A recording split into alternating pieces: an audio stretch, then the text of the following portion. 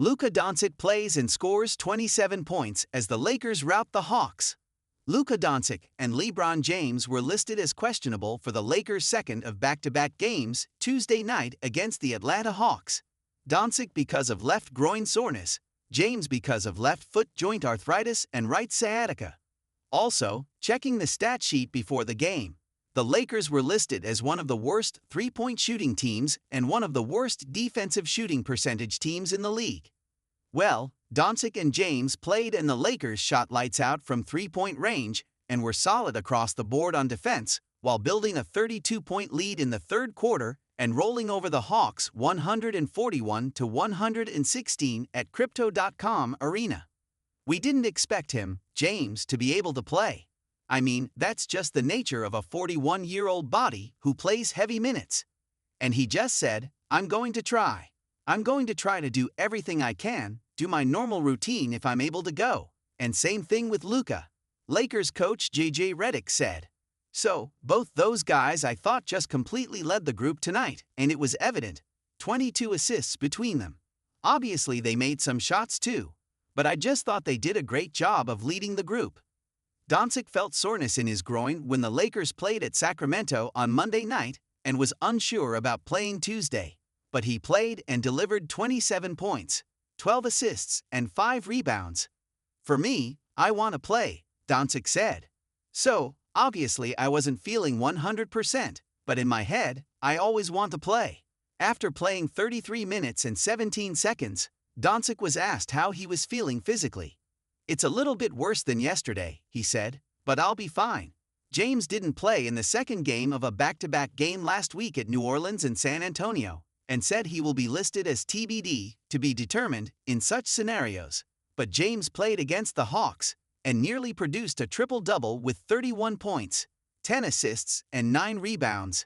James described what went into his day that led him to playing in his first back-to-back game of the season.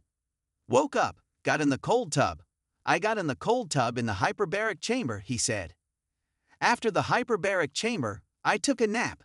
Then I played PGA EA golf for a little bit, as I wore compression boots for 45 minutes, and I took a shower, got dressed and headed here. And once I got here, I did my normal game day routine.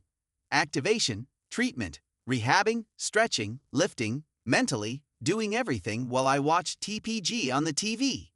And then me and my trainer, Mike Mancius, looked at each other, and he looked at me, asking me, "What you thinking?" I said, "I think I feel pretty good." And then there's a pregame meal in between there. But back-to-back three-pointers by James and Marcus Smart, both off passes from Doncic, and a Doncic basket gave them a 19-point lead, and they never looked back. The Lakers scored 81 points in the first half, a season high for points and a half, and opened a 23-point lead and had the Hawks reeling from the beginning. We shared the ball great, Doncic said.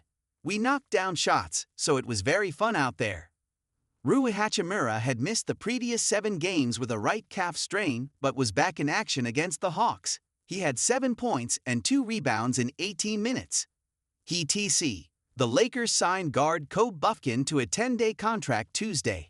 The 6'5" Bufkin played in 7 games for the South Bay Lakers, the Lakers' G League team, where he averaged 28.7 points, 5.4 rebounds, and 5.0 assists over 7 games. He has appeared in 27 career NBA games over 2 seasons with the Hawks. During the stretch, we'll have opportunities during this 10-day. Lakers coach JJ Redick said. Backup center Jackson Hayes didn't play against the Hawks because of left hamstring soreness. Redick said Hayes got some imaging Tuesday on his injury, and that the Lakers will have more information going forward. Coming into the game, opponents were shooting 48.8% from the field and 37.4% from 3 against the Lakers, ranking them 28th and 26th, respectively, in the NBA. The Hawks began the game ranked 4th in three-point shooting, making 37.4%, and they were ranked 8th in field goal percentage, making 43.6%. All of the above made for a bad recipe for the Lakers entering the game.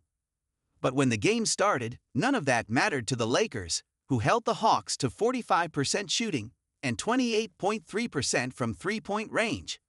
The Lakers shot 55.9%, 19 for 34, from three-point range. The Lakers' big lead was sliced to 11 points in the fourth.